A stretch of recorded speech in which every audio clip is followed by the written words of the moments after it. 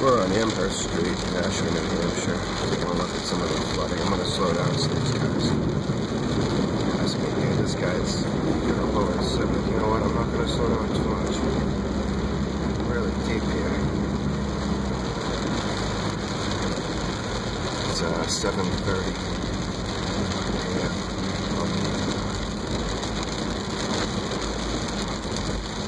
23rd of October, 2014.